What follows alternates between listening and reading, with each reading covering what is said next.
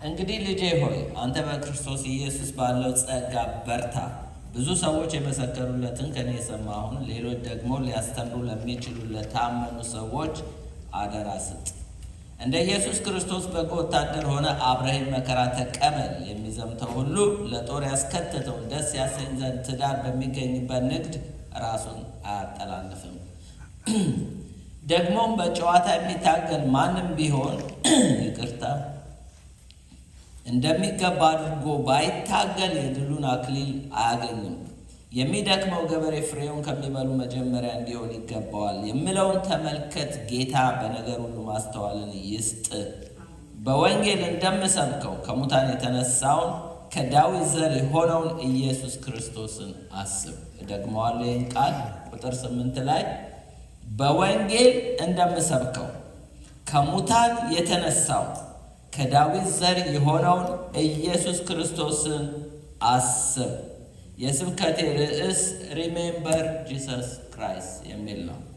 ኢየሱስ ክርስቶስን አስብ ተባባሉ።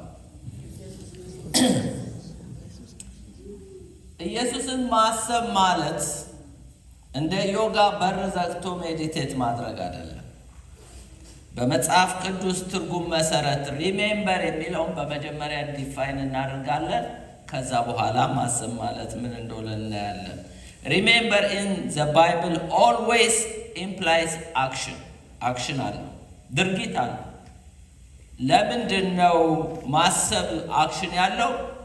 እግዚአብሔር ሰዎችን ቪዚት ሲያደርግ ወይም ደግሞ ዲቫይን ቪዚቴሽን ሲመጣ ሲያስብ እግዚአብሔር ከአክሽን ጋር ነው።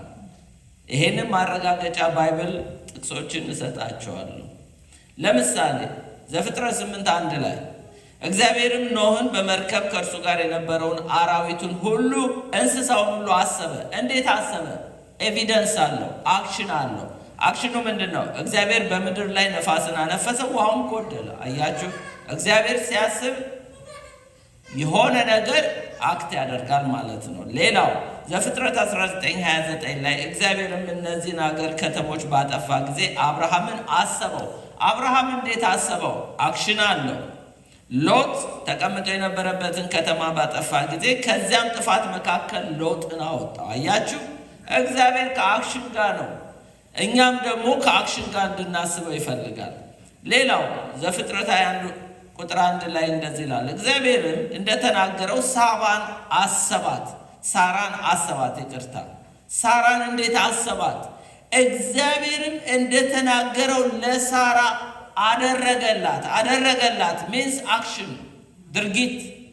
ስለዚህ ምን አደረገላት? ሳራም ጸነሰች፣ እግዚአብሔርም በተናገረው ወራት ለአብርሃም በእርጅናዋ ወንድ ልጅ ወለደችለት። አያችሁ፣ የእግዚአብሔር ቪዚቴሽን፣ የእግዚአብሔር ማሰብ ማለት በባይብል ትርጉም አኮርዲንግ ቱ ቢብሊካል ሚኒንጉን ነው የምነግራችሁ።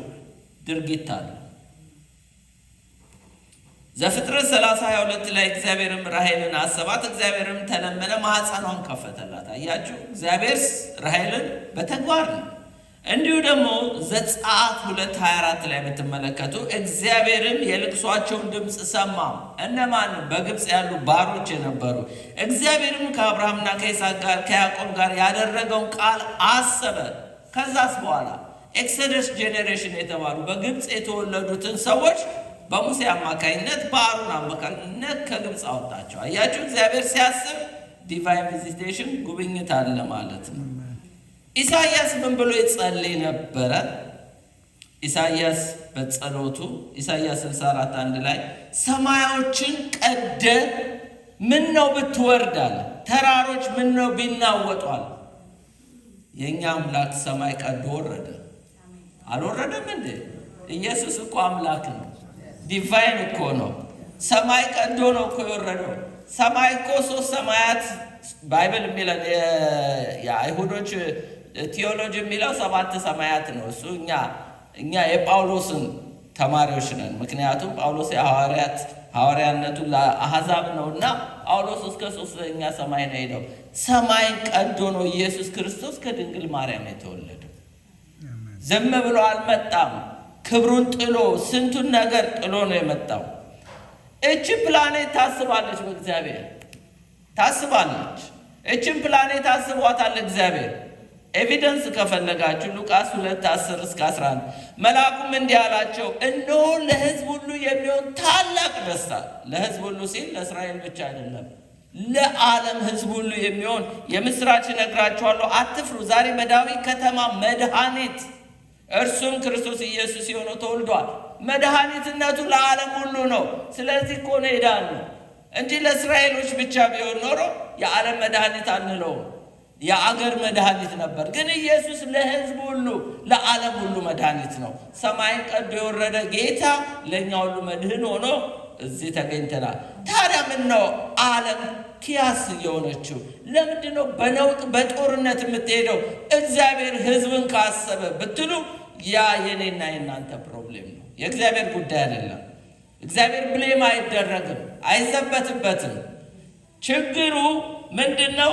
ያለማወቅና ያለመቀበል ጉዳይ ነው። መጽሐፍ ቅዱስ የሚለው ኢየሱስ እችን ፕላኔት አስቧታል፣ ግን እኛም አላወቅነው፣ የገዛ ወገኖቹም አልተቀበሉትም ይላል ዮሐንስ 1:9-12 ለሰው ሁሉ የሚያበራ እውነተኛ ብርሃን ወደ ዓለም ይመጣ ነበር፣ በዓለም ነበር ይላል። በዓለም ውስጥ ነበር ኢየሱስ። ዋንስ አፖን ኤ ታይም የዛሬ 2000 ዓመት እዚህ ዓለም ውስጥ ነበረ፣ እዚህ ፕላኔት ውስጥ ነበረ።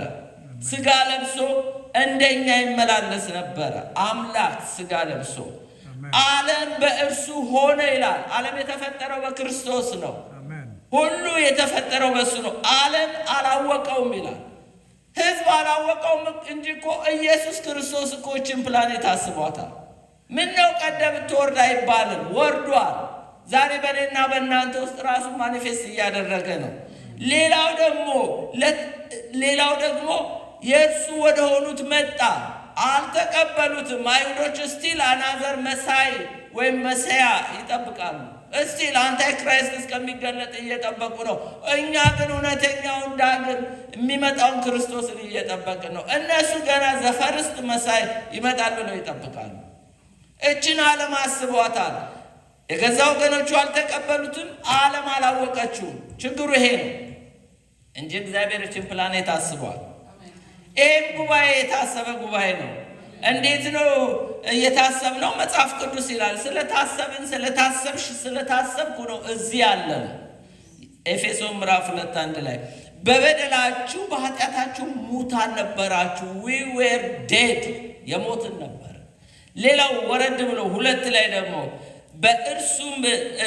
በእነርሱም በዚህ ዓለም እንዳለው ኑሮ በማይታዘዙ ልጆች we were disobedient የማንታዘዝ ነበር። ያ ማለት ለእግዚአብሔር እንጂ የማንታዘዘው ለዚህ ዓለም ገዢ ለዲያብሎስ ግን ጥሩ ሎሌዎች ነበርን፣ ጥሩ አገልጋዮች። ምን ልታዘዝ፣ ምን ላድርግልህ ያለን የምንታዘዘው ለዚህ ዓለም ገዢ ለዲያብሎስ ነበር። ለእግዚአብሔር ግን ሪቤሊየን አመፀኞች ነበር። ሌላው ኤፌሶን 2:3 ላይ ምን ይላል? በዚህም ልጆች መካከል እኛ ሁላችን ደግሞ የስጋችንን የልቦናችንን ፈቃድ እያደረግን በስጋ ምኞት እንመላለስ ነበር። we were totally depraved ነበር። depraved ማለት corrupted የሆነ የተበላሸ፣ በቃ ለእግዚአብሔር የተጸየፈው እንደዛ አይነት ጠላቶች ነበር። ሌላው ኤፌሶን 2:3 ላይ እንደ ሌሎቹ ደግሞ ከፍጥረታችን የቁጣ ልጆች ነበር። we were doomed ነበር። አያችሁ፣ የሞትን ነበርን፣ የማንታዘዝ ነበርን፣ ቶታሊ ዴፕሬቭድ ነበርን። እንደገና ደግሞ ዱምድ የተፈረደብን የቁጣ ልጆች ነበር። እግዚአብሔር እንደዚህ አይነትን ሰው አየና ቢያይ ማንም ሰው ስለማይመለስ ዲቫይን ኢንተርቬንሽን መጣ። መለኮታዊ ጣልቃ ገብነት እንዴት እንደገባ ላሳያችሁ። ኤፌሶን ምዕራፍ 2:4 ላይ ነገር ግን እግዚአብሔር፣ ይሄ ማለት ዲቫይን ኢንተርቬንሽን ነው፣ መለኮታዊ ጣልቃ ገብነት ነው። ምን አደረገ? በምህረቱ ባለጠጋ ስለሆነ ከወደደን ከትልቅ ፍቅሩ የተነሳ በበደላችን እንኳን በሆነ ጊዜ ሙታን በሆነን ጊዜ ይላል። አያችሁ፣ ሙታን ነበር። ጌታ ሲመጣ እኮ ሁሉም ሰው ሞቶ ነበር ማለት መንፈሳዊ ሞት ነው። ስለዚህ ሞተን ሳለ ሙታን በሆነን ከክርስቶስ ጋር ሕይወትን ሰጠን። በጸጋ ድናችኋል። በሚመጡት ዘመናት በክርስቶስ ኢየሱስ ለእኛ ባለው ቸርነት ከሁሉ የሚበልጠውን ይላል የጸጋውን ባለጸግነት ያሳይ ዘንድ ከእርሱ ጋር አስነሳን፣ በክርስቶስ ኢየሱስ በሰማያዊ ስፍራ ከእርሱ ጋር አስቀመጠን ካለ በኋላ ጸጋው በእምነት አድኗችኋል፣ ይህም የእግዚአብሔር ስጦታ እንጂ ከእናንተ አይደለም ይላል። ለምን መለኮት ጣልቃ ገባ?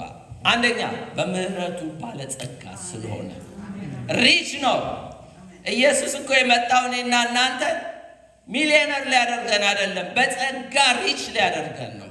በህይወት ሪች ሊያደርገን፣ ህይወት እንዲሆንላችሁ እንዲበዛላችሁ አባንደንት የሆነ ላይፍ ሊያትረፈርፈን ነው።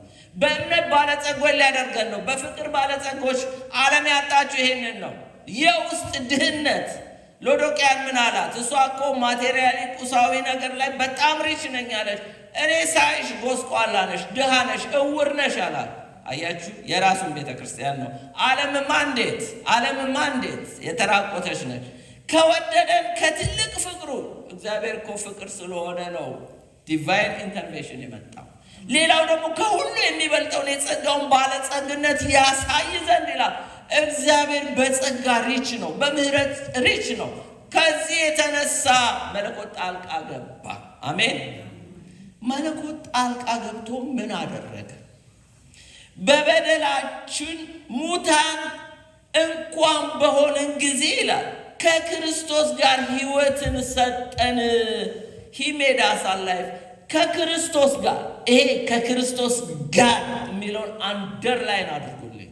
ጋር ከክርስቶስ ጋር፣ ከእርሱ ጋር ደግሞ ምን አስነሳን ይላል።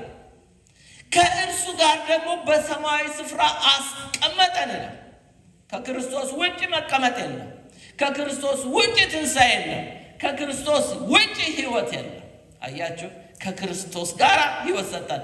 አንድ ዛፍ ቅርንጫፉ ከግንዱ ከተለየ ጭራሮ ነው፣ ተቃጥሎ ማገዶ ነው የሚሆነው። ከግንዱ ጋር ግን ካለ ሕይወት አለ። እንዲህ ነው ያለው እኮ ከግንዱ ጋር ካለ ፍሬ አለ። ስለዚህ ከክርስቶስ ጋር ሕይወት። አሁን ከአዳም ጋር አይደላችሁም እናንተ፣ ይቅርታ፣ ከአዳም ጋር አይደለንም፣ ከክርስቶስ ጋር ነው። ስለዚህ ከክርስቶስ ጋር ካለ ሕይወት አለ።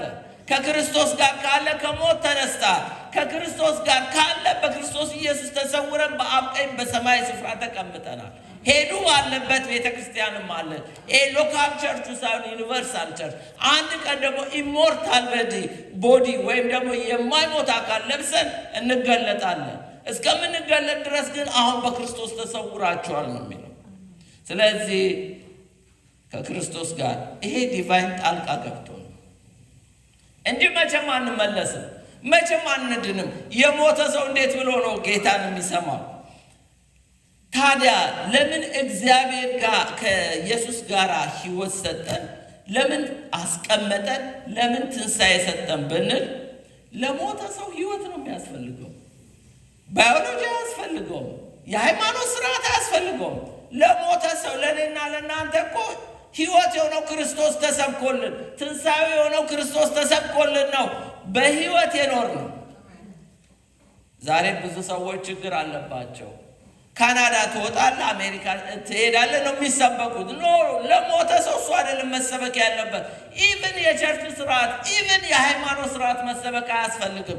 የሚያስፈልገው ሕይወት የሆነው ክርስቶስ ነው። ለምንድን ነው ሐዋርያት ዓለምን እየዞሩ ትንሣኤውን የሰበከው? ሰው ሁሉ ስለሞተ ነው። ለሞተ ሰው ሕይወት ነው የሚሰበከው።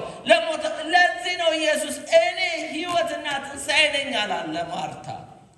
ኢየሱስ ነው ሕይወት፣ ኢየሱስ ነው ትንሣኤ። ለሞተ ሰው የሚሰበከው ሃይማኖት አይደለም፣ ስርዓት አይደለም፣ ወግ አይደለም፣ የሰዎች አይዲዮሎጂ ፍልስፍና አይደለም። ለሞተ ሰው ክርስቶስ ነው የሚሰበከው። ለምን? እሱ ነው ሕይወት፣ እሱ ነው ትንሣኤ። እኔ ሕይወትና ትንሣኤ ነኝ፣ የሚያምንብኝ ቢኖር በሕይወት ይኖራል አለ። ልጁ ያለው ሕይወት አለው ይላል እግዚአብሔር ቃል። ልጁ ያለው ሕይወት አለው። ክርስቶስ የሌለው በሙሉ በድን ነው። እንዴ እሳቸው ፕሮፌሰር ናቸው ብትሉ፣ አዎ በድን ፕሮፌሰር ናቸው። እሳቸው ሳይንቲስት ናቸው፣ በድን ሳይንቲስት ናቸው። እሳቸው የሃይማኖት መሪ፣ በድን የሃይማኖት መሪ ናቸው። ልጁ ያለው ብቻ ሕይወት አለ። የእግዚአብሔር ቃል ነው የሚለው፣ እኔ አይደለሁም። ዮሐንስ ወንጌል ምን አይነት ሕይወት እንደሚሰጠን ሲናገር በእርሱ የሚያምን ሁሉ የዘላለም ሕይወት እንዲኖረው ኢተርናል ላይፍ እንዲኖረው ነው የሚለው። ብዙ ሰዎች ኢተርናል ላይፍ የዘላለም ሕይወት ፕሌስ ይመስላቸዋል። እንደው ሰማይ ላይ ሄዶ ለዘላለም ለረጅም ዓመት መኖር ይመስላቸዋል። የዘላለም ሕይወት እንደሱ አይደለም። ዮሐንስ የዘላለም ሕይወትን ዲፋይን ሲያደርግልን በአንደኛ ዮሐንስ ምዕራፍ 5 ቁጥር 20 ላይ የእግዚአብሔር ልጅ እንደመጣ እውነተኛ የሆነውን እናውቅ ዘንድ ልቦና እንደሰጠ እናውቃለን። እውነተኛ በሆነው በእርሱ አለን ይላል። እርሱም ኢየሱስ ክርስቶስ ነው ካለ በኋላ እርሱ እውነተኛ አምላክና የዘላለም ሕይወት ነው። አያችሁ፣ ኢተርናል ላይፍ ኢዝ ኖት ኤ ፕሌስ ኤ ፐርሰን። የዘላለም ሕይወት ክርስቶስ ነው እንጂ ፕሌስ አይደለም። ሰማይም ብንሄድ እኮ ክርስቶስ ከሌለ ሕይወት የለም። እሱ እዚህ እኔ ገና ወደፊት የምጀምረው አይደለም። የዘላለም ሕይወት አሁን ጀምሬዋለሁ። ክርስቶስ ካላችሁ ኢተርናል ላይፍ አላችሁ።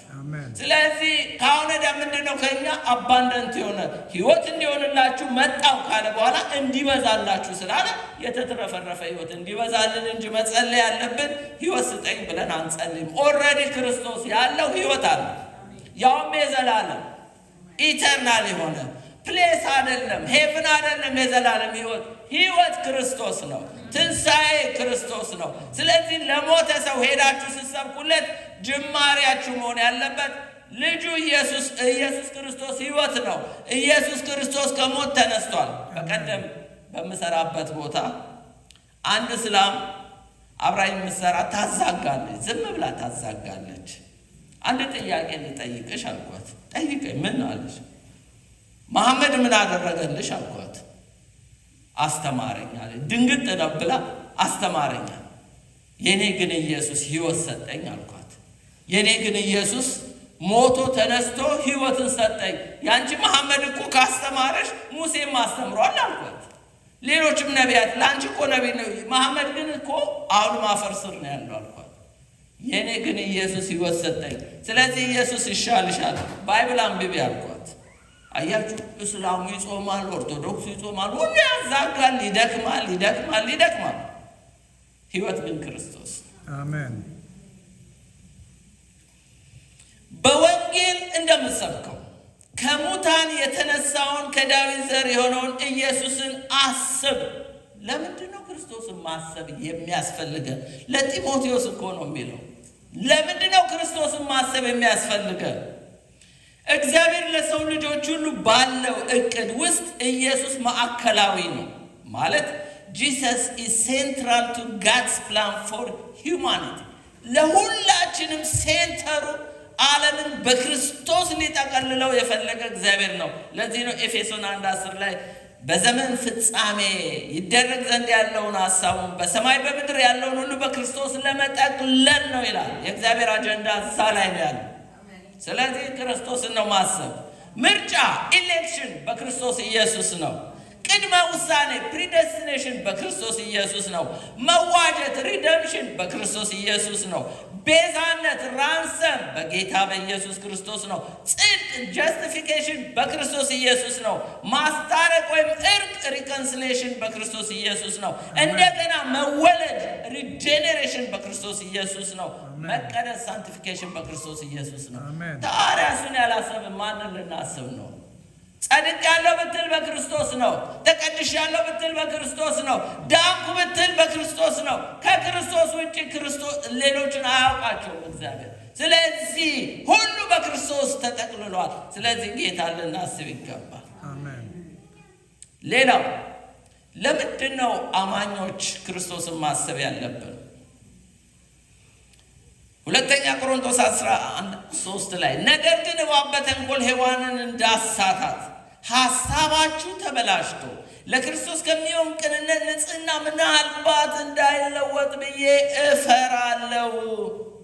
አሁን ያላችሁ ንጽሕና፣ አሁን ያለው ቅድስና፣ አሁን ያላችሁ ቅንነት እባብ በተንኮል ሔዋንን መርዞ ከኤደን ገነት እንዳወጣት የእናንተም ሐሳብ ተመርዞ እንዳይበላሽና ከክርስቶስ ሐሳብ ውስጥ እንዳይወጣ ብዬ እፈራለሁ። ለአማኞች ለቆሮንቶስ አማኞች የተጻፈ እባብ እንዴት ነው ሔዋንን ከኤደን ገነት ያወጣት? እኛ ዝም ብላ ፍሬ ቆረጠች በላች ወጣች ነው አይደለ? እንደዛ ነው የምናውቀው አይደለም። ስቴፕ ባይ ስቴፕ ነው። ዲያብሎስ የሚውጠውን ፈልጎ እንደሚያገሳ አንበሳ በዙሪያችሁ ይዞራል ሲል እኮ አገልጋዮችን የጽድቅ አገልጋይ ራሱን የብርሃን መልአክ አስመስሎ እንጂ ጃይንት ሆኖ እያስፈራራን አይደለም የሚመጣው። ስለዚህ ያባበለ ነው የሚወስደው። እንዴት እንደወሰዳት እስቲ እንየው። በመጀመሪያ ዳይሎግ ነው። ዳይሎግ ማለት ኮንቨርሴሽን። ከማን ጋር? ከእባብ ጋር ጨዋታ። እባብን እርገጥ እንጂ ያለው የእግዚአብሔር ቃል አጫውቶ አላለም። ላጠገባችሁ ላለው እባብን አታጫውት እርገጠው በሉት። እስከዛ ውሃይን ልጠጣ።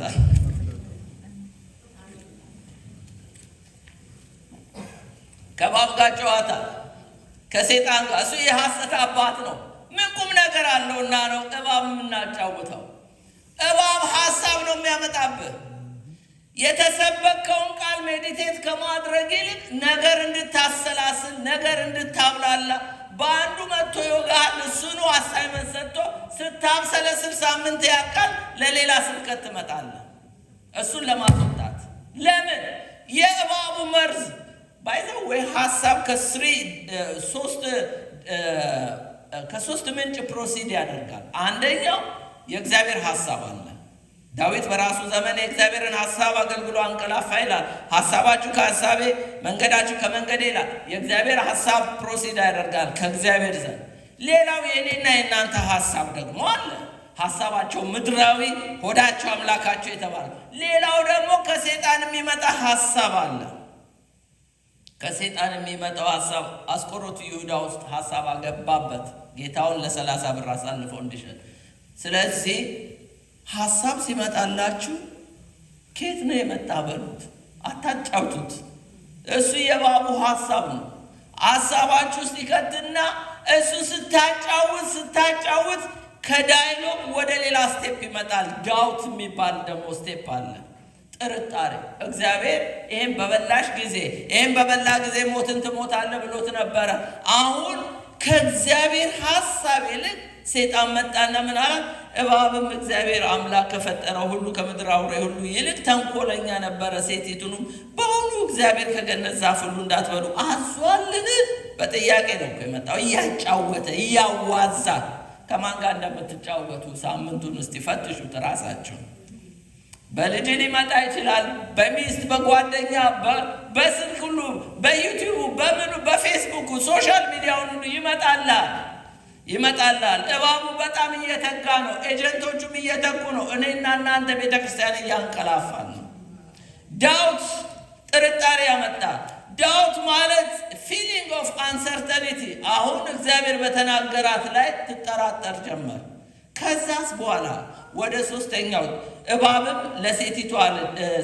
ለሴቲቱ አለ ሞትን አትሞቱም ሲላት፣ አሁን ጥርጣሬው ወደ ምን ደግሞ ወደ ሶስተኛ ስቴፕ መጣ። ዴሉዥን ይባላል። ዴሉዥን ማለት ማታለል፣ ፎልስ የሆነ ነገር ማመን ማለት። አሁን ከእግዚአብሔር ስብከት ይልቅ ይሄን በበላሽ ጊዜ ትሞቻለሽ ያላትን ትቶ አትሞችም ያላትን ሰይጣንን አመነችው። የሱን ውሸት አመነችው። ሞትን አትሞቱም ያላትን ዴሉዥን አመነች። ፎልስ ቢሊቭ ነው። ከዛሳ ዲናይል ውስጥ ገባች። ወደ አራተኛው ስቴፕ። ዲናይሉ ምንድን ነው? እግዚአብሔር እውነቱን ነው። እባብ ለካ ሞት ስለማልሞት ነው ብላ አሁን የእግዚአብሔርን ትሩዝ የእግዚአብሔርን ሪያሊቲ ዲናይ ያደረገች። አሁን ከፎልስ ጋር እየተባበረች መጣች። ከዛ በኋላ ዲዛይር ቀጠለ። ዲዛይሩ ምንድን ነው? ይሄ ሮንግ የሆነ ኮቬቸስነስ፣ የተከለከለን ነገር መጎምጀት። የእግዚአብሔር ቃል ምን አለ? ኢየሱስ ክርስቶስ የሰው ሕይወቱ በገንዘቡ ብዛት አይደለምና ከመጎምጀት ተጠበቋል። መጎምጀት፣ ኮቬቸስነስ፣ ኢንኦርዲኔት ዲዛይር፣ ይሄ የተከለከለን ነገር አሁን በጣም ጎመጀች ይላል እግዚአብሔር። ሴቲቱም ዛፉን ለመብላት ያማረ እንደሆነ ለዓይንም እንደሚያስጎመኝ ለጥበብ መልካም እንደሆነ አየች። አያችሁ፣ አስጎመዣት እያለ እባብ እንግዲህ በተንኮል ሔዋንን እንዴት እያስወጣት እንደሆነ እናያለን። ከዛ ዲሲሽን ነው። ዲሲሽኑ ውሳኔው ምንድን ነው? ያው ሮንግ የሆነ ዲዛይር ወደ ምን ሊድ ያደርጋል? ወደ ሮንግ የሆነ ዲሲሽን ያመጣል። ዲሲሽኑ ከዛፉ ቆርጣ በላች። እሷ ጋር እኮ ቢቆም ደግሞ አንድ ነገር ነው። ዲሰሚኔሽን ማለት ደግሞ ማሰራጨት፣ ማስፋፋት። ከራሷ አልፋ ለባሏ ደግሞ አጎረሰችው። መጨረሻ ፋይናሊ ዴዝ ነዋ። ተያይዘው ከገነት መንፈሳዊ ሞት ሞቱ። አያችሁ፣ ለምንድን ነው ክርስቶስን ማሰብ ያለብን? እንዴ እነሱ ኢኖሰንት የሆኑ ኃጢአትን የሚያውቁ አዳምና ሔዋንን ያሳተ እኔና እናንተ ምንም ብንድን ሲንፉል ኔቸር ያለንንማ እንዴት አያስተንም? እንዴት አያታልለንም?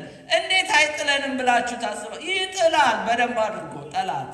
እባብ ተንኮለኛ ነው። ስለዚህ ጌታን ማሰብ ያለብን በአክሽን። ለዚህ ነው ከመጽሐፍ ቅዱስ እንግዲህ ጌታ በአክሽን ነው የሚያስበን ብለናል። በተግባር ነው የሚያስበን። እኛስ እንዴት ነው በተግባር የምናስበው ለሚለው ጥሩ ምሳሌ የሚሆነን ዮናስን ወስጀዋለሁ። ዮናስ ትንቢተ ዮናስ ላይ እንዲህ ይላል። ትንቢተ ዮናስ ምዕራፍ 2:8 ላይ ነፍሴ በዛለችብኝ ጊዜ እግዚአብሔርን አሰብኩ ይላል። when my soul fainted within me I remember the Lord። መቼ ፌንት ባደረግኩ ጊዜ እግዚአብሔርን አሰብኩ። ማን ነው የሚለው? ነብዩ። ማን? ዮናስ። እንዴ ፌንት እስከሚያደርግ ለምን ጠበቀ? ነብይ አይደለም እንዴ? ለምን እግዚአብሔርን በጊዜ አላሰበው? የእግዚአብሔር ቃል እንደሆነ በመክብብ 12:1 ላይ የጭንቀት ቀን ሳይመጣ በጉብዝና ወራት ፈጣሪህን አስብ ነው የሚለው። ጎበዝ ሆነ ሳለ ሳትደክም ሳታረጅ እግዚአብሔርን አስብ ነው የሚለው። እሱ ግን ፌንት ሳደርግ ነው፣ አይምሮዬን ስቼ ኮላፕስ አድርጌ ያኔ ነው እግዚአብሔርን አሰብኩ የሚለው። አይገርማችሁ እንዴ? ፌንት ማድረግ አለብን እንዴ እግዚአብሔርን ለማሰብ? አንዳንዶቻችን እኮ ይሄኔ እንደ ዮናስ በሆነ ነገር ተውጠናል እኮ እስከምናስበው ድረስ እየታሸን ነው። ይኸውላችሁ ዮናስ መልእክት ብታዩት 4 ምዕራፍ ነው ያለው። 4 ምዕራፍ ነው። 4ቱ ምዕራፍ እንዴት እንደሆነ ላሳያችሁ። ምዕራፍ 1 ላይ ራኒንግ አዌይ ፍሮም ጋድ፣ ከእግዚአብሔር እንዴት እንደኮበለለ እግዚአብሔርን ያላሰበበት ሳምንት፣ ወራትም ቀናትም በሉ። ምዕራፍ 2 ራኒንግ ቱ ጋድ፣ ዮናስ ወደ እግዚአብሔር የተመለሰበት እግዚአብሔርን ያሰበበት ነው። ምዕራፍ 3 ላይ ግን እግዚአብሔርን ማሰቡን በኤቪደንስ ያሳየበት ነው። ራኒንግ ዊዝ ጋድ፣ አካሄዱን እንደ ሄኖክ ከእግዚአብሔር ጋር ያደረገበት ነው። ምዕራፍ 4 ተውት፣ ራኒንግ አሄድ ኦፍ ጋድ ነው። እግዚአብሔርን ልቅደም ያለበት ነው። በጊዜ ግደለኝ ያለበት ነው። እሱን እንተዋለን። ይኸውላችሁ ምዕራፍ 1 ላይ ዛሬ እግዚአብሔርን የማሰብ ሚስጥር ያለ ልክ ጥልቅ እንደሆነ እንድንረዳው ነው ውስጥ ያለው። ስለዚህ ይህንን እንድትረዱኝ ይፈልጋለሁ። ሚስ አንደርስታንድ እንዳታደርጉ። ዮናስ ምዕራፍ 1 ላይ ሄዳችሁ ብትመለከቱ የእግዚአብሔር ቃል የመጣለት ሰው ነው። ምን ያላል? የእግዚአብሔር ቃል ወደ አማቴ ልጅ ወደ ዮናስ መጣ ይላል። ቃል መጣለት። ምዕራፍ 2 ላይ ነው ጌታን ፌንት ባደረግኩ ጊዜ እኔ አሰብኩ፣ ነፍሴ በዛለችብኝ ጊዜ አለ። አያችሁ። እና ታዲያ ምዕራፍ 1 ላይ ምን አደረገ? ቃል መጣልን። ቃል መጣልን ማለት እግዚአብሔር እናስባለን ማለት አይደለም። አሁን ቃል መጥቶልናል ማለት፣ ቃል ተነገረን ማለት እግዚአብሔርን አስበነዋል ማለት እንዳልሆነ ልናውቅ ይገባል። ሌላው ደግሞ ተነስተ ወደዚያች ወደ ታላቂቱ ምድር ወደ ነነዌ ሂድ አለው። የአሁኗ ኢራቅ ከእስራኤል 500 ማይልስ ነው ርቀቷ። እሱ ግን ተነስቶ የአሁኗ ስፔን ሳውዝ ዌስት ስፔን 2500 ማይልስ ተጓዙ። ሐሳባችሁ ከሐሳቤ መንገዳችሁ ከመንገዴ ይላል። ሰማይ ከምድር እንደሚርቅ ነው። ዮናስ ቃል መጥቶለታል። አዚ ሚሽነሪ ነው፣ ፎሬን ካንትሪ የተላከው። አልታዘዝ ብሎ ሄደ። የኔና የእናንተም ታሪክ እንደዛ ሊሆን ይችላል። በደንብ እንስማ። ሌላው he was a ፕሪቸር ነው። ክፋታቸው ወደፊት ወጥቷልና ወደ እርሱ አይነት ስበክ አለው። እንደኔም እየሰበኩ እግዚአብሔርን አለማሰብ አለ። ታውቃላችሁ፣ እየሰበኩ እያስተማሩ እግዚአብሔርን አለማሰብ አለ። ሌላው ደግሞ ዮናስን ምን አሉት? ምዕራፍ 1:8 ላይ የዚያን ጊዜ ይህ ክፉ ነገር በማን ምክንያት እንዳገኘን እባክህ ንገረን። ስራ ምንድን ነው? ከወዴት መጣ? አገር ወዴት ነው? ወይስ ከማን ወገን ነህ አሉት። እርሱም እኔ ዕብራዊ ነኝ አለ። ዕብራዊ ነኝ። ዛሬ እኔ ፔንቴኮስታል ነኝ፣ እኔ ሙሉ ወንጌል ነኝ፣ እኔ ቃለ ሕይወት ነኝ፣ እኔ አፖስትል ነኝ፣ እኔ ሜጀር የሆንኩ ነብይ ነኝ። በታይትል በስም ውስጥ ሊደበቅ እንዲህ እኮ የተሸሸጉ አሉ።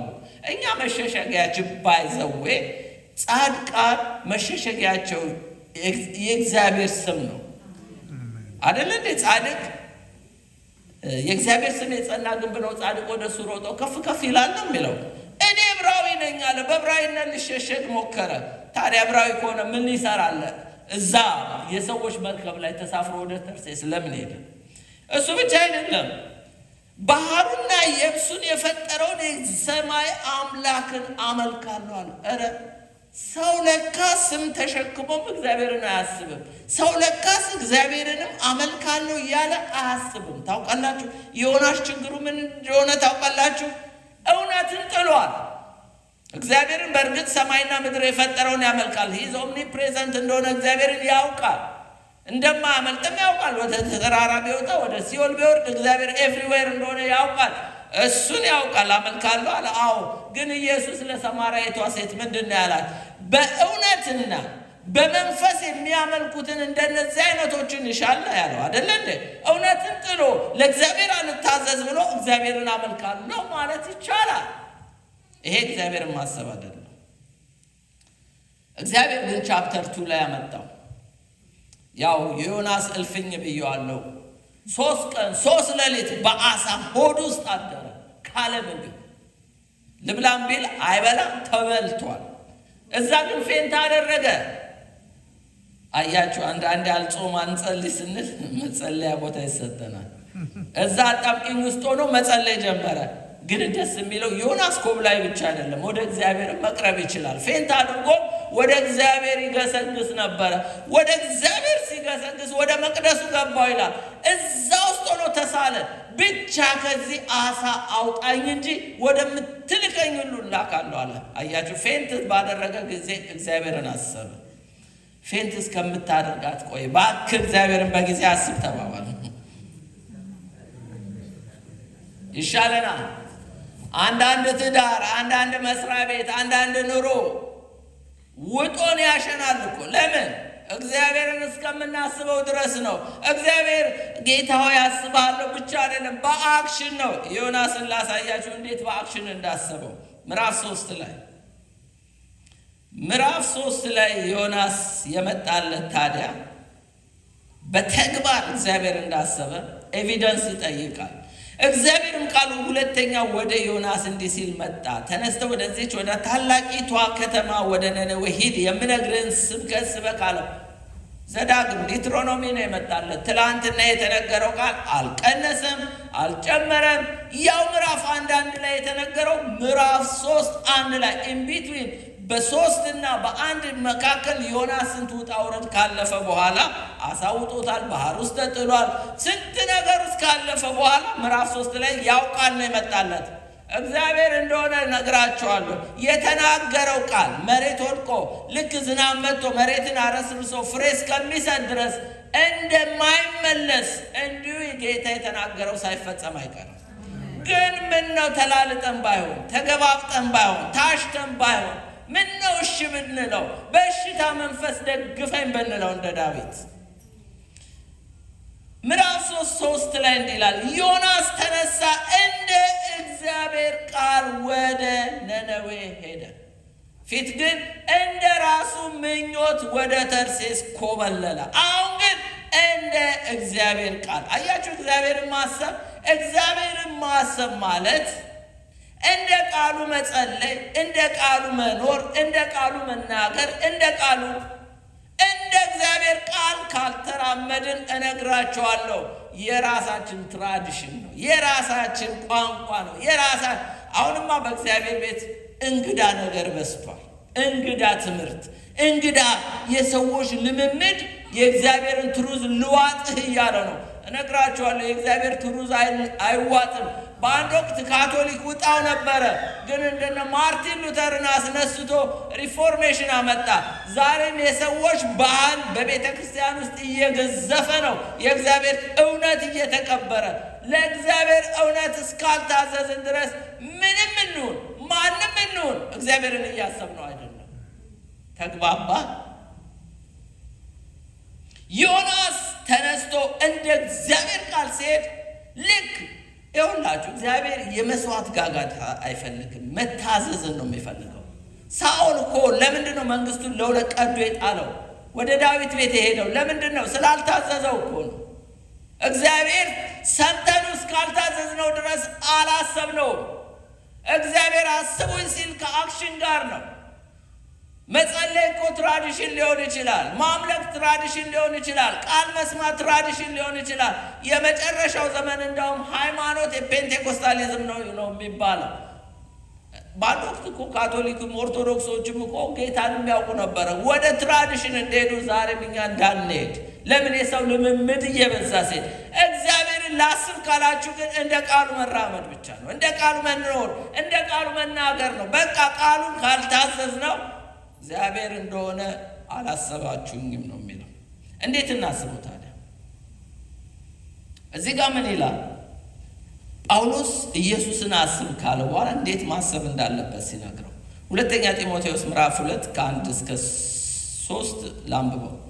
እንግዲህ ልጄ ሆይ አንተ በክርስቶስ ኢየሱስ ባለው ጸጋ በርታ። በመጀመሪያ እግዚአብሔርን ለማሰብ በጸጋ መበርታት ያስፈልጋል። የዳነው በጸጋ አይደለም? በጸጋ በርታ። በየትኛው ጸጋ እንዴ? ደግሞ ምን ልታስተምረን ነው? ጸጋ ደግሞ ስንት ነው ልትሉ ትችላላችሁ። ልክ ነው። ሁለት አይነት ጸጋ አለ። በጸጋ መበርታት አለብን። ጸጋ ሁለት አይነት ነው። አንደኛው ጸጋ ምን አይነት ጸጋ መሰላችሁ? ኮመን ግሬስ ይባላል። ጄኔራል የሆነ ግሬስ፣ ዩኒቨርሳል፣ ለዳንም ላልዳንም ሰው የሚሰጥ ነው። ይሄ እግዚአብሔርን ብላስፊም እያደረጉ እግዚአብሔር የለም እያሉ ኤቲስት ሆነው እግዚአብሔር ግን ያኖራቸዋል፣ ያበላቸዋል፣ እድሜም አጥግቧቸው እንደውም ጥሩ የሆነ ፋሲሊቲ ያሟልቶላቸው በህይወት ይኖራሉ፣ በጤና ይኖራሉ እና አሳፍ እስከሚቀኑባቸው ድረስ ያኖራል። ያም ጸጋ ነው። ሌላው ሴቪንግ ግሬስ አለ። እስቲ ኮመን ግሬስ የተባለውን እንየው። ማቴዎስ 5:45 ላይ እርሱም በክፎችና በበጎች ላይ ፀሐይን ያወጣል፣ በጻድቃንና በኃጢአተኞች ላይ ዝናብን ያዘንባል። አያችሁ፣ እግዚአብሔር ዝናብ ይሰጣል፣ እግዚአብሔር ፀሐይ ያወጣል። አንተ እኔን አታመልክም ብሎ ለጴንጤ ብቻ ዝናብ አያዘንብም። ያዘንባል እንዴ? ሁላችንም ነው ዝናብ የምንረሰርሰው። እዚህ እግዚአብሔር የለም እያለ እዚህ መተት እያደረገ እዚህ እየጠነቆለም እሱም ይበላል ይጠጣል፣ እኛም እንበላለን እንጠጣለን። ይሄ ኮመን ግሬስ ነው። ሌላው ምን ይላል እዚሁ ሉቃስ 6:35 ላይ ነገር ግን ጠላቶቻችሁን ውደዱ፣ መልካምም አድርጉ፣ ምንም ተስፋ ሳታደርጉ አበድሩ ካለ በኋላ ዋጋችሁ ታላቅ ይሆናል፣ የልዑል ልጆች ትሆናላችሁ፣ እርሱን ለማያመሰግኑ ለክፎች ቸር ነው ይላል። እግዚአብሔር ለማያመሰግኑ ለክፉ ሰዎች ምንድን ነው? ቸር ነው። እግዚአብሔር የለም ብሎ እግዚአብሔር በሰጠው ፀሐይ ቢች ሄዶ ይዝናናል። እግዚአብሔር የለም ብሎ እግዚአብሔር በፈጠረው ውሃ ንጹህ ውሃ እየጠጣ ተመስገን እንኳን አይልም እኮ። እግዚአብሔር ምን ያጠጣዋል? አንተ ጸልዬ ያገኘውን እሱ ሳይጸልይ ይበላል ይጠጣል። ዛት ኢዝ ኮመን ግሬስ። ኮመን ግሬስ እንዴት ነው በቤተ ክርስቲያን የሚሰራው? ጸጋ በዛ ብለን በኃጢአት ከጸና እነሱም በሚያኖርበት እኛንም ያኖረናል። ምን ችግር አለ? ኃጢአት እየሰራን በኃጢአት እየተለማመድን በኮመን ግሬስ መኖር ይቻላል። ከነገ ዛሬ እግዚአብሔር ንስሐ ገብቶ ይመጣል ብሎ ያኖረናል። የእግዚአብሔር ቃል ምን ይላል? ምኞት ጸንሳ ኃጢአትን ትወልዳለች ይላል። ኃጢአት ግን ካደገ በኋላ ነው ሞት የሚመጣው። እድገቱን እስከሚጨርስ እግዚአብሔር በኮመን ግሬስ ያኖረሃል። ኢየሱስ እኮ ይቅር ካላቸው በኋላ ደግመሽ ኃጢአት አትስራ የሚለው እኮ እኔ አልገልህም፣ ኃጢአት ራሱ ይገልሃል፣ ደሞዝ ነው። ስለዚህ በኮመን ግሬስ እግዚአብሔር ያኖራል ምንም እየሰራችሁ። ያ ግን ላልዳንም ለዳንም ነው። ለእኛ ግን አንተ ግን በክርስቶስ ኢየሱስ ባለው ጸጋ በርታ ሲለው ጳውሎስ እግዚአብሔርን ላስብ ቃል የትኛው ግሬስ? ይሄ ሴቪንግ ግሬስ፣ ሪደምሽን ግሬስ የተባለው ነው። ሪደምቲቭ ግሬስ የተባለው ነው። ይሄ ለኢሌክት ለተመረጡ የሚሰጥ ነው። ኤፌሶን ምዕራፍ 2:8 ላይ ይላል ጸጋው በእምነት አድኗቸዋል፣ ይህም የእግዚአብሔር ስጦታ ነው እንጂ ከእናንተ አይደለም፣ ማንም እንዳይመካ ከሥራ አይደለም። በዚህ በዳንክበት ጸጋ በርታ። በኮመን ግሬስ አይደለም፣ ለኃጢአተኛውም ለጻድቁም በሚሰጠው ጸጋ በርታ አላለንም እግዚአብሔር።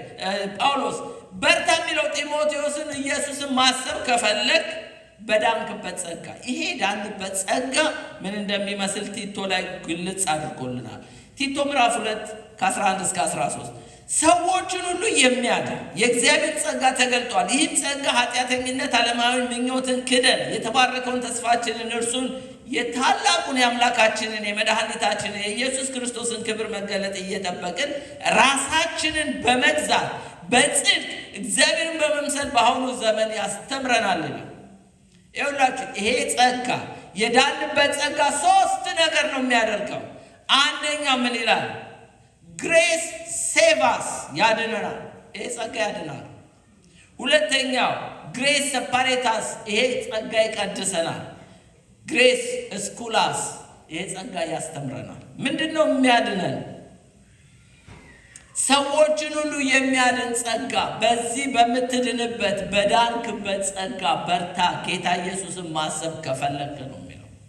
ሁለተኛ ይህም ጸጋ ኃጢአተኝነት፣ ዓለማዊ ምኞትን ክደን ሰፓሬት ያደርገናል፣ ሳንቲፋይ ያደርገናል፣ ሴት አፓርት ያደርገናል፣ ይቀድሰናል። በሚቀድሰው ጸጋ በርታ። ኃጢአት በዛ ብለህ እንደፈለክ እየኖርክ በኮመን ግሬስ አትኑር እያለ ሌላውም ያስተምረናል። ግሬስ ስኩላስ ምንድነው የሚያስተምረን? የተባረከውን ተስፋችን እርሱም የታላቁ የአምላካችን የመድኃኒታችን የኢየሱስ ክርስቶስን ክብር መገለጥ እየጠበቅ ስለ ክርስቶስ ዳግም ምጽአት እንዴት መጠበቅ እንዳለብህ ያስተምረሃል። የፊት መጨማደድ ነውርን እየታውቅ ሙሽሪት ሙሽራውን እንደምትጠብቅ ተዘጋጅተን እንድንጠብቅ የሚያደርግ ጸጋ ነው። ሌላው ደግሞ በጽድቅ እንድንኖር ያስተምረናል። እግዚአብሔርን በመምሰል እንድንኖር ያስተምረናል እና ራስን መግዛትን ያስተምረናል። በዚህ ጸጋ በርታ። እግዚአብሔርን ማሰብ ከፈለክ፣ ኢየሱስን ማሰብ ከፈለክ። ጳውሎስ በዚህ ጸጋ ሲበረታ ምን አለ? አንደኛ ቆሮንቶስ 15:10 ላይ ነገር ግን በእግዚአብሔር ጸጋ የሆኑ እኔ ነኝ፣ ለእኔ የተሰጠኝ ጸጋው ከንቱ አልነበረም አለ። ከሁላችሁ ይልቅ ደከምኩ ይላል። ዳሩ ግን ከእኔ ጋር ያለው የእግዚአብሔር ጸጋ እንጂ እኔም አይደለሁ አለ። አያችሁ፣ በዚህ ጸጋ ብርቱ ነው የሚለን። ወደ መጠቅለያው እየመጣው ነው። የክርስቶስ ኢየሱስን እንግዲህ ማሰብ ጳውሎስ ሌላው የሚናገረው ዱፕሊኬት ዩርሰልፍ ይላል። ምን ማለት ነው? ሁለተኛ ጢሞቴዎስ 2:2 ላይ ብዙ ሰዎች የመሰከሩለትን ከኔ የሰማውን ሌሎች ደግሞ ሊያስተምሩ ለሚችሉ ለታመኑ ሰዎች አደራ ሰጥ ይላል። ይሄ የተቀበልከው ህይወት አንተ ጋር የሚቆይ አይደለም። ለጄኔሬሽን የሚሄድ ነው፣ ለትውልድ የሚሄድ ነው። በሌላ ቋንቋ እኛ የምናወርሰው ለትውልዱ የተሰጠንን ህይወት ነው። ሐዋርያት የሰጡን እሱን ነው አይደል እንዴ? ምን ገንዘብ ሰጡን እንዴ? ብር ሰጡን እንዴ? ሀብት ሰጡን እንዴ? አደራ የአሜሪካን ድሪም ለማውረስ ለልጆቻችሁ ኢንቨስት አታድርጉ፣ አትድከሙ። ይልቁኑ ያላችሁን ህይወት ሼር ለማድረግ። ሌላው ቢቀር ደቀ መዝሙር ማፍራት ቢያቅተን በገዛ ቤተሰቦቻችን ላይ እስቲ የክርስቶስን ህይወት ኢንቨስት እናድርግ። ክርስትና ሪሌ ውድድር ነው፣ ማራቶ አይደለም። እንደ ሪሌ ዱላ ቅብብል ነው። ከእኔ አለ ለታመንከው ለአንተ ለጢሞቴዎስ የተቀበልኩትን ከጌታ አደራ ሰጥቻለሁ፣ አንተ ደግሞ ለታመኑ ሰዎች አደራ ሰጥ ይላል። አያችሁ፣ ማስተላለፍ አለብን፣ መስጠት አለብን ይህንን ህይወት እኛ ጋር እንዳይቆይ። ስለዚህ ዱፕሊኬት ዩርሰልፍ ማለት ደቀ መዝሙር አፍራ። እኔ ብሞት እኔ ብሄድ ከዚህ ምድር ላይ ለትውልዱ ምን ትቻለሁ ብለን ራሳችንን ጠይቅ እስቲ። ምንድን ነው ለልጆች የማወርሰው? ሀብት ዩክሬንን ተመልከቷት። በቦምብ የሚጋይ ነገ ታይቶ ለሚጠፋን ነገር ለማውረስ ነው ለልጆች? ወይስ ክርስቶስን ልናወርስ ነው? ወይስ ክርስቶስን ይወሸር ለማድረግ ነው? ምንድን ነው ለትውልዱ? ለዚህ ለከበረ ትሬዠር ነው እየደከምን ያለን? ወይስ ዓለምን ምኞቱም ያልፋሉ ለተባለው ነገር ነው? እና ስለዚህ ዱፕሊኬት ዩርሰልፍ ነው። ራስን አብዛ፣ ለሌሎች ደቀ መዝሙር አድርገን ለታመኑ ሰዎች አደራ ስጥ ይላል። ሌላው ሶስት ነገር የሚናገረው ደግሞ ፕሮፌሽናል የሆነ ስራ አለ። ሶስት ሙያዊ ስራዎች አሉ። እነዚህ 3 ፕሮፌሽናል ኦኩፔሽን የተባሉት አንደኛው እንደ ወታደር መከራ ተቀበል ይላል። ይሄ ዴዲኬት ላይክ ሶልጀር። እንደ አትሌት ደግሞ ዲሲፕሊን ላይክ አትሌት ይሏል። ሌላው ደግሞ ዲሊጀንት ላይክ ፔዛንት ወይም ፋርመር እንደ ገበሬ። አያችሁ እነዚህ ሶስት ሰዎች ምሳሌ ሰጠው። እንግዲህ ጌታ ኢየሱስን ማሰብ ከፈለክ አንደኛ እንደ ወታደር ራስን ዴዲኬት አድርግ። ወታደር እንዴት ዴዲኬት እንደሚያደርግ እናያለን። ሁለተኛ እንደ አትሌት ዲሲፕሊን ይኖር። ሶስተኛ እንደ ገበሬ ዲሊጀንትሊ ትጋት ይኖር ይላል። ወታደር እንዴት ነው ዴዲኬት የሚያደርግ? መጀመሪያ ወታደር ፎሎወር ነው፣ ተከታይ ነው። በወታደር ቤት ራንክ አለ። እኔ ወታደር አልነበርኩም፣ ግን ወታደር የሆነ ወንድም ነበረኝ እና ራንክ አለ ማለት 100 አለቃ፣ 10 አለቃ፣ 1000 አለቃ፣ ኮሎኔል ብዙ ታውቁታላችሁ፣ አልሰብካችሁም። ይሄንን ራንክ አለ። ስለዚህ you are a follower ተከታይ ሁን። ማንን? አለቃህን። የኛ በብሉይ ኪዳን ካፒቴኑ ጆሹዋ ነበር፣ አሁን ግን ጂሰስ ነው። ስለዚህ ካፒቴናችን ማነው? ጂሰስ ነው። ስለዚህ ኢየሱስን ተከተል። እኔ ጳውሎስ ልሞት ነው፣ ሰማዕት ልሆን ነው፣ ልሄድ ነው። ልክ ኢያሱ ሙሴ ሲሞት ኢያሱ እንደተተካ እና ከእግዚአብሔር ጋር አሁን እኔ ልሄድ ነውና ኢየሱስን ተከተል። ኢየሱስን ይሄንን በወንጌል የምሰብከው ከሙታን የተነሳው የዳዊት ዘር የሆነውን ኢየሱስን አስብ። ጢሞቴዎስ እኔ መሄዴ ነው፣ ፎሎ ጂሰስ ክራይስት እያለ። ሌላው ወታደር ፌስፉል ነው፣ ታማኝ ነው፣ እስከ ሞት የታመነ። ይኸው እኔ ልሞት ነው፣ እስከ ሞት ታማኝ ሆኜ ጌታዬን አገልግዬ መሄዴ ነው። 30 ዓመት ነው ጳውሎስ ያገለገለው፣ አሁን መሄዴ ነው። ስለዚህ ቢ ፌስፉል እያለ ነው። ሌላው ፋሚሊየር ነው። ወታደር ፋሚሊየር ነው። አንደኛው ለአለቃው ፋሚሊየር ነው። ወታደር አለቃው የሚያዘውን ድምፁን በደንብ ለይቶ ያውቃል። በጎቼ ምን ይላል? ድምፄን ይሰማሉ ብሏል። የጌታችንን የእረኛችንን ድምፅ ለይተን ማወቅ አለብን፣ ዲሰርን ማድረግ አለብን። ስለዚህ ቢፌስፉል። ሌላው ፋሚሊየር ሁን፣ ለአለቃ ድምፅ ፋሚሊየር ሁን። ሌላው አንተ ወታደር ነህ፣ ለእግዚአብሔር ቃጦር ፋሚሊየር ሁን። አንድ ወታደር መተኮስ ብቻ አይደለም የሚማረው፣ መሳሪያን ፈቶ መገጣጠም ዌል ትሬንድ ሆኖ ነው የሚወጣው። አይደለ እንዴ? ከተሳሳት ቋር መፍታት መግጠም። እኛም ለእግዚአብሔር ቃጦር ፋሚሊየር መሆን አለብን።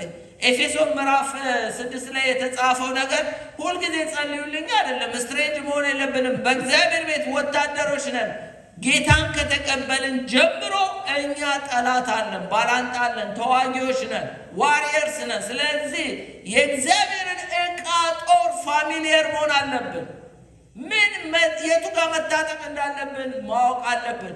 ኤፌሶን 6 አንብቡ። ሌላው ፋይተር ነው ወታደር፣ ተዋጋ። ምንድነው? ጸልዩልን ብቻ። አንተ ራስህ ጸልይ፣ አንተ ራስህ ተዋጋ። ተነስተ በሌሊት ተነስተ በቀን ጸልይ። መንፈስ ቅዱስ በአንተም ይሰራል፣ በአንቺም ይሰራል። ምን ነቢይ ትጠራለህ? ነቢይ ከሌ መጥቶ ይጸልይልኝ። ለምን? አንተ ምን ሆነሃል?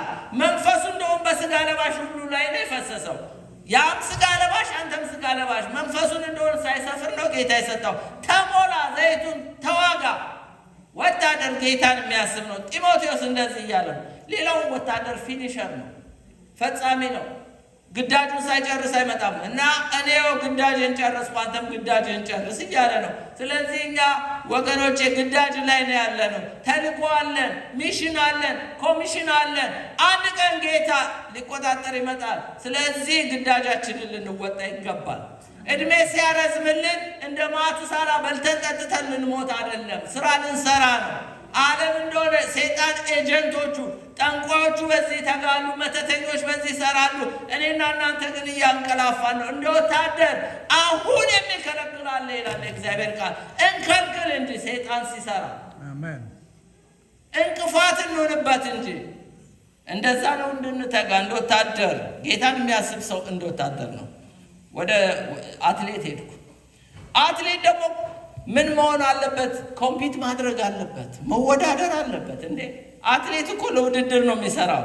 ሁለተኛ ጢሞቴዎስ 2:5 ላይ ደግሞ በጨዋታ የሚታገል ቢሆን እንደሚገባ አድርጎ ይታገል። ለምን? ለማሸነፍ ድል ለነሱ ይላል ለሰባቱ አብያተ ክርስቲያናት። ይሄን እሰጥሃለሁ ነው የሚለው። ድል መንሳት አለብን። ማነው? እኔ ማንን ነው? ኃጢአት ላይ መንገስ አለብን። ንገስባት አይደለ እንደ ቃየንን ያለው።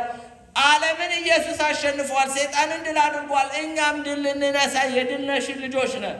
ስለዚህ ተዋጋ፣ ኮምፒት አድርግ፣ አሸንፍ እያለ ነው። ሌላው ሰልፍ ኮንትሮል። አትሌቶች ሰልፍ እንደ አትሌት እንግዲህ ስርዓት ዲሲፕሊን ይኑር። ምክንያቱም ራሳቸውን ይገዛሉ አትሌቶች። አንደኛ ቆሮንቶስ 9:5 ላይ የሚታገል ሁሉ በነገር ሁሉ ሰውነቱን ይገዛል፣ እነዚያም ለሚጠፋው አክሊል ሊያገኙ፣ እኛ ግን ለማይጠፋው አክሊል። ስለዚህ የሚታገል ሰውነቱን ይገዛል። ዲሲፕሊን። አትሌቶች ባይዘወይ ዝም ብሎ እንደፈለገ አይበሉ፣ እንደፈለገም አይጠጡ። የሚያደርጉት ሁሉ አይደለም የሚለብሱትና የሚያደርጉት ሁሉ ማራቶን ሲሮጡ ሁሉ ስርዓት አላቸው፣ ዲሲፕሊን ናቸው። ሰዓታቸውን እንዴት አድርጎ መጠቀም። አንተም እንደ አትሌት ስርዓት ይኖር፣ ዲሲፕሊን ይኖር እያለ ነው። ሌላው ስትሮጥን ለማግኘት ሩጥ፣ ዝም ብለን ንፋስ አትጎስም። አንደኛ ቆሮንቶስ 9:24 ላይ በሽቅድድም ስፍራ የሚሮጡ ሁሉ እንዲሮጥ፣ ነገር ግን ብቻውን ዋጋው እንዲቀበል አታውቁምን? እንግዲህ ታገኙ ዘንድ ሩጡ። ለማግኘት እንሩጥ። እስቲ ታገኘ ዘንድ ሩጥ በል። አይ እኔ አትሌት አይደለሁም፣ እኔ ለጤና ነው የምሮጠው ካላችሁ ጤና ማግኘት እኮ ኪኒን ከመዋጥ ይሻላል አይደለ? ወክም ብታደርጉ ብትሮጡ ለማግኘት ብቻ እንሩጥ። ሌላው ለመጨረስ እንሩጥ። አትሌት ለመጨረስ ነው። ዮሐንስም ይላል ሐዋርያ ሥራ ምዕራፍ 13:25 ላይ ዮሐንስም ሩጫውን ሲፈጽም፣ የትኛው ዮሐንስ? መጥምቁ ዮሐንስ ሩጫውን ፈጽሟል። የምትመጣው አንተ ነህ ወይስ ሌላ እንጠብቅ ይል የነበረ፣ ነገር ግን ጌታ ሩጫውን እስከ ሰማዕትነት እንዲፈጽም አድርጎታል። ለመጨረስ እንሩጥ። እስቲ ለመጨረስ ሩጥ ተባባሉ። የጀመርነው ሩጫ አንድ ቀን ያከትማል። ስለዚህ ለመጨረስ እንሩጥ። እንደነ ዴማስ ጀምረን ወደ ኋላ እንመለስ። ሌላው ሯጭ 3 ጊዜያት ላይ ትኩረት መስጠት አለበት። የገበሬውን ነግሬያችሁ ጨርሳለሁ፣ አይዟችሁ። 3 ጊዜያት ላይ ሯጭ ትኩረት ይሰጣል። ፓስት፣ ፕሬዘንት፣ ፊውቸር ላይ ምን አይነት እንደሆነ ዕብራውያን 12:1-2 እንግዲህ እነዚህን የሚያሉ ምስክሮች እንደ ደመና በዙሪያችን ካሉ፣ እኛ ደግሞ ሸክምን ሁሉ ቶሎ የሚከብደ ኃጢአት አስወግደን የእምነታችን ራስ ፈጻሚ የሆነውን ክርስቶስን በማየት በፊታችን ያለውን ሩጫ በትዕግስት እንሩጥ ይላል። እንግዲህ እነዚህን የሚያሉ ምስክሮች ካሉ የሚለው ዕብራውያን 11 ላይ የእምነት ጀግኖች አሉ፣ ሩጫ የጨረሱ በድል ያሸነፉ። እነ ዲቦራ በሉ፣ እነ ሶምሶን በሉ፣ እነ አብርሃም በሉ፣ እነ ሳራ በሉ። እነሱ ፓስቶችን ተመልከቷቸው። የእናንተን ፍጻሜ እንደዛ እንዲሆን ምን ይላል? እንግዲህ እነዚህን የሚያሉ ምስክሮች እንደ ደመና በዙሪያችሁ ካሉ፣ ስትሮጡ እነሱን ተመልከቱ።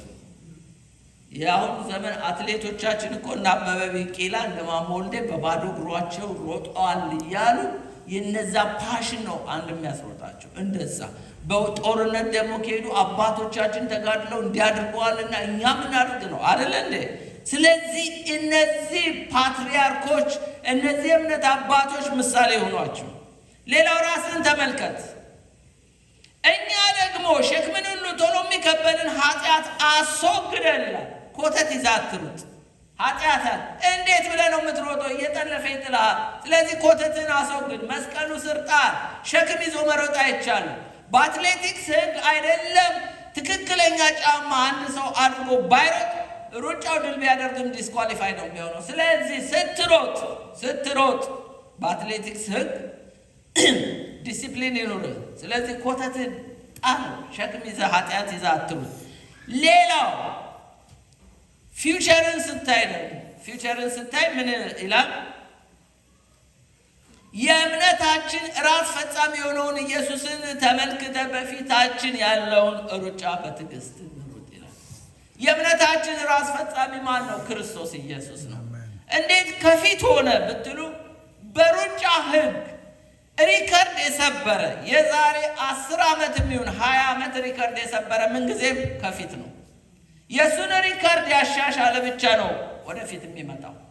ኢየሱስ ሞትን ድል ነስቶ፣ ኃጢአትን ድል ነስቶ፣ በሽታን፣ መርገምን ሁሉን ድል ነስቶ በአብ ቀኝ ተቀምጧል። የሱን ሪከርድ የሚያሻሽል የለም፣ ማንም የለም። ዓለምን አሸንፎ ሄዷል። ስለዚህ ከፊት ነው ያለው። ምንም የዛሬ 2000 ዓመት ቢሆን ተጋድሎ ያሸነፈው አሁንም ከፊት ነው ኢየሱስ። እሱን እያየ በእምነት ሩጥ ነው የሚለው። እየተግባባን ነው አይደል? ወደ ገበሬው መጣው። ገበሬውን ተናግሬ ጨርሳለሁ። ፕሮሚስ። ትጋት እንደ ገበሬ አያችሁ። ክርስትና ትጋት ይጠይቃል። ምን ይላል? የሚደክመው ገበሬ ፍሬውን የሚበሉት መጀመሪያ እንዲሆን ይገባዋል ይላል። ትጋት እንደ ገበሬ ነው።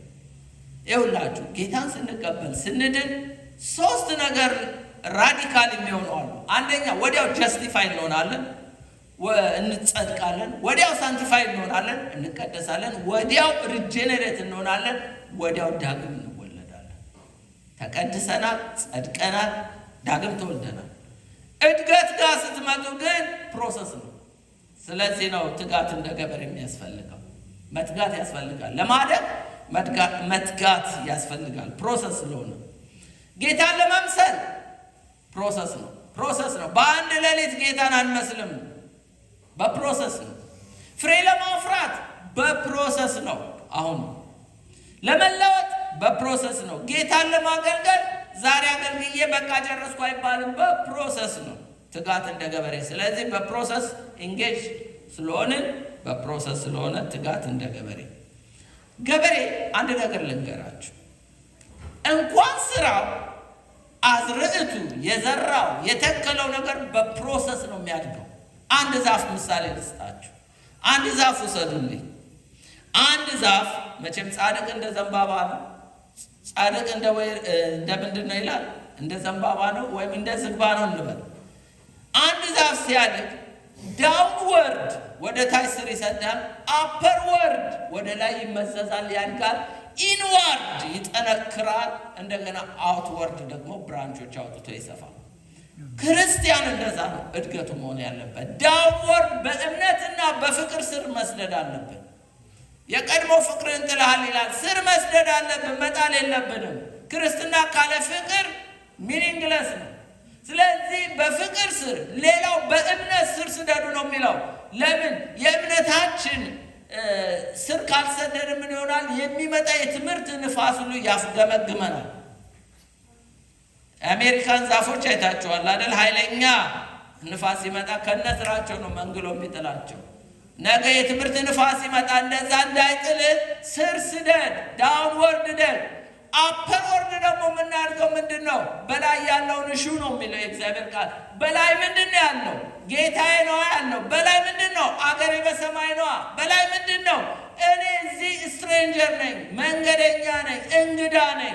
ስለዚህ ወደዛ መሄድ ሰው ነኝ። በላይ ያለውን እሻ ነው የሚለው። በዚህ እደግ።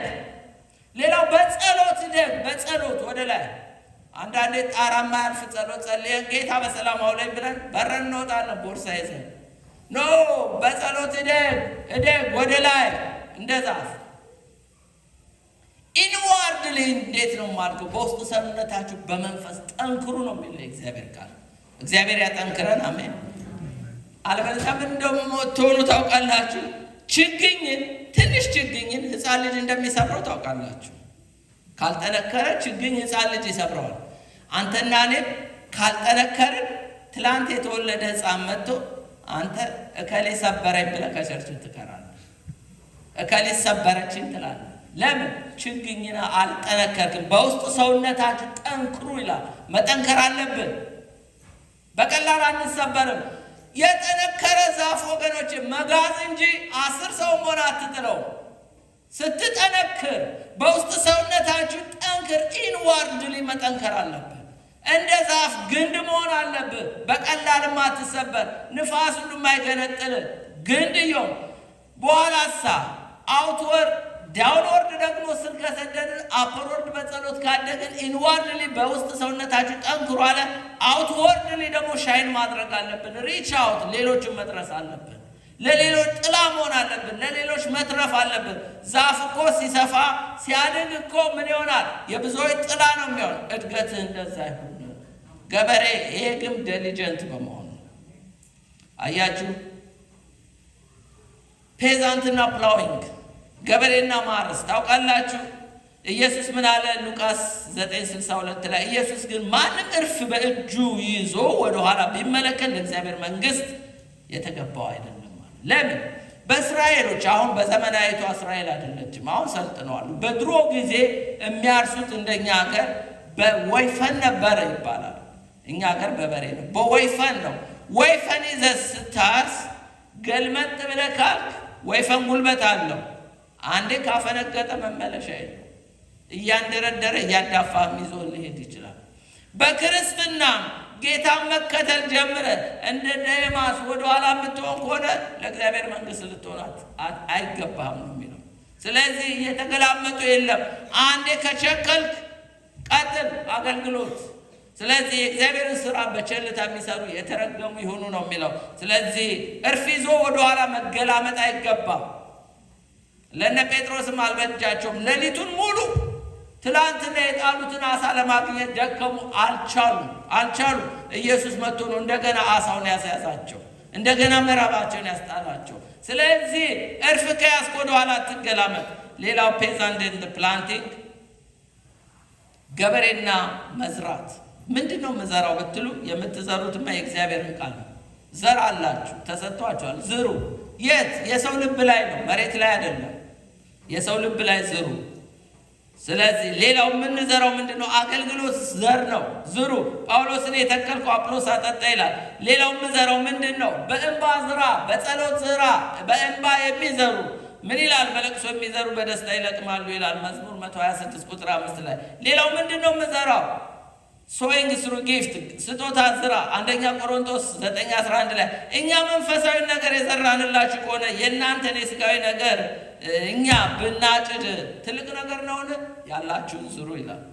ሌላው ፔዛንት ኤንድ ፔሸንት፣ ገበሬ ትዕግስት አለው። ያዕቆብ 5:7 ላይ እንግዲህ ወንድሞች ሆይ ጌታ እስኪመጣ ድረስ ታገሱ። እነሆ የከበረው ገበሬ የፊተኛውን የኋለኛው ዝናብ እስኪቀበል ድረስ እርሱ እየታገሰ የከበረውን የመሬት ፍሬ ይጠብቃል። ሌላው ፔዛንት ኤንድ ፕሮዳክት ነው። እንግዲህ 30 100 50 በዘራኑ መጠን እናጭዳለን። ለዛሬ ይበቃችኋል። ጌታ ይባርካችሁ።